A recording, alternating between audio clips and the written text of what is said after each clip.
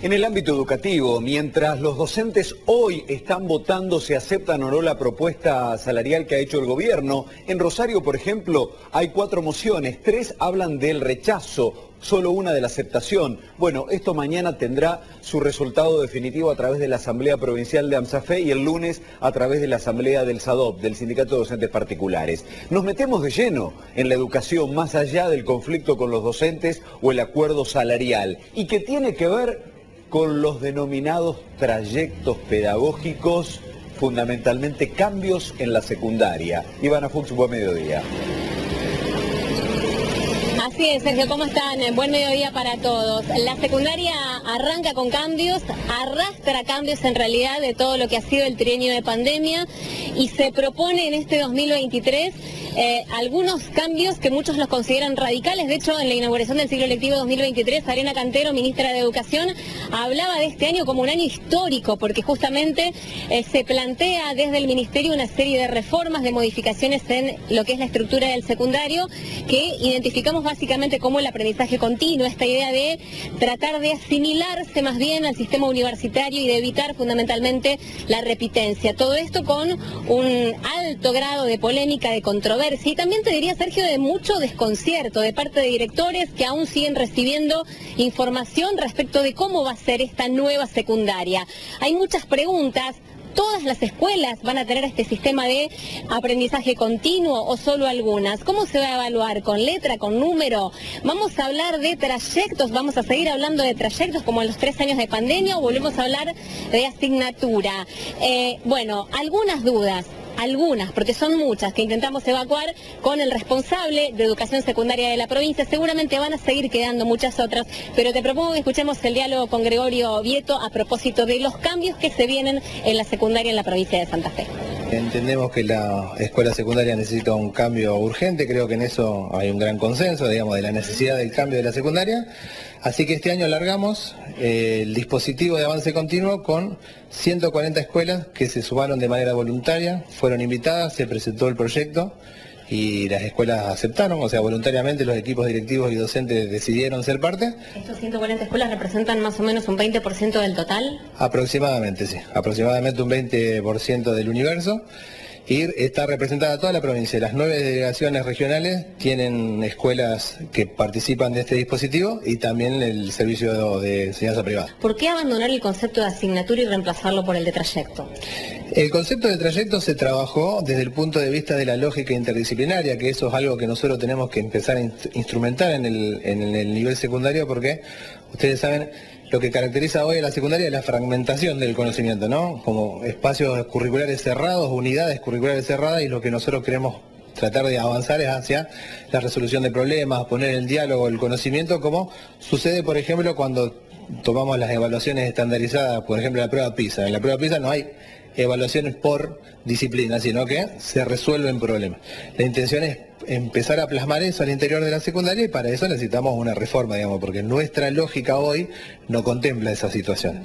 Por eso estos cambios son graduales, son de a poco. El tema de los trayectos fue para cerrar el trienio pasado, digamos, la circular 4 que nosotros comunicamos en noviembre ya no tiene vigencia. Por ende, ahora el dispositivo que comenzaremos ahora, lo comenzaremos de innovación, ¿no? Lo comenzaremos en las escuelas de avance continuo, que son las escuelas que voluntariamente se han sumado. Pero van a tener trayectos esas escuelas que se suman. Van a tener espacios para trabajo interdisciplinario en 2 momentos del año, pero se mantienen los espacios curriculares. ¿Cómo la va a tener que rendir el alumno? ¿Individual cada materia o según el trayecto? Las evaluaciones van a continuar, van a ser exámenes escritos u orales, digamos. Por cada materia, insisto con esto. Por espacios curriculares, y va a haber momentos de evaluación colegiada también, momentos de evaluación interdisciplinaria por trayecto. ¿Y cómo va a aprobar el alumno? ¿Según la materia individual que rinda o según el trayecto y de todas las materias integradas? No, de manera integral, digamos, cómo se trabajó por trayecto y cómo se trabajó de manera individual.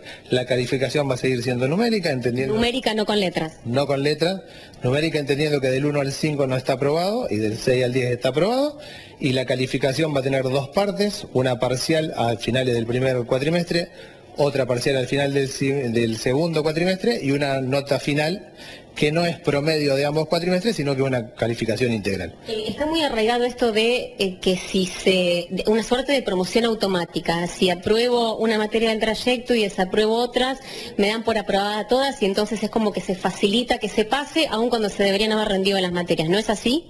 No, de ninguna manera. La intención es que el trayecto, las materias que integran el trayecto, se alcancen los aprendizajes priorizados por cada una de esas materias. Lo que pasa es que esas áreas que integran el trayecto tienen que proponer un trabajo colegiado entre las tres, digamos. No es que por aprobar una o dos, aprueba automáticamente la otra. No se trata de eso.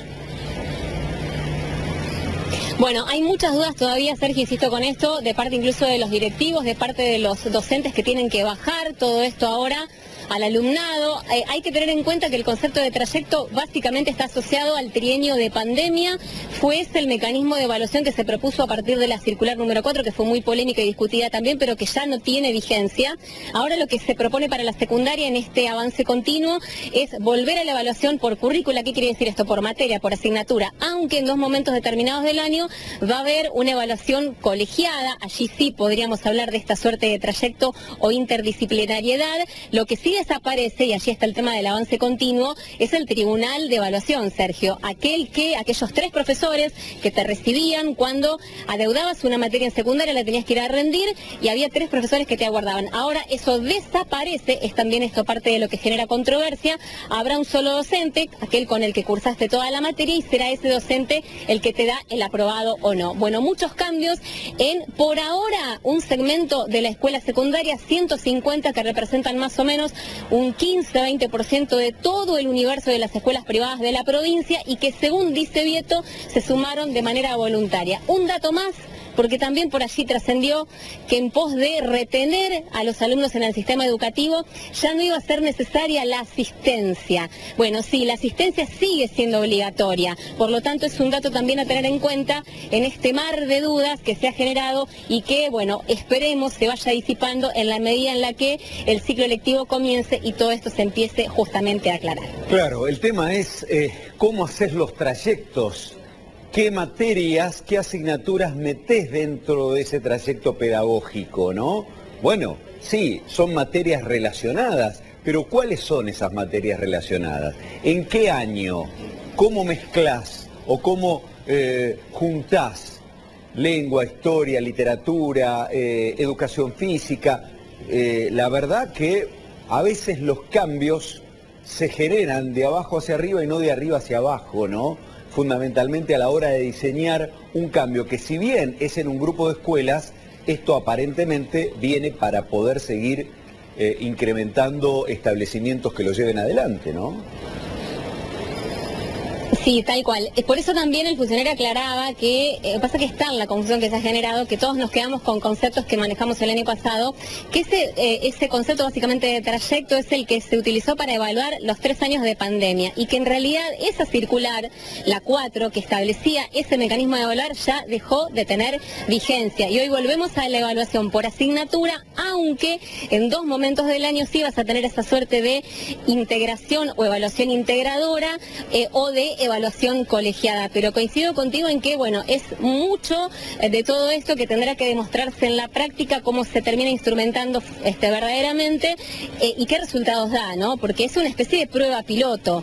El 10-15% de las escuelas claramente te está mostrando que es una especie de prueba piloto que se está haciendo para ver cómo resulta esto y cómo extenderlo después, en caso de que resulte bien, al resto de los establecimientos educativos. Gracias, Ivana, por el contacto. Volvemos en cualquier momento a Santa Fe.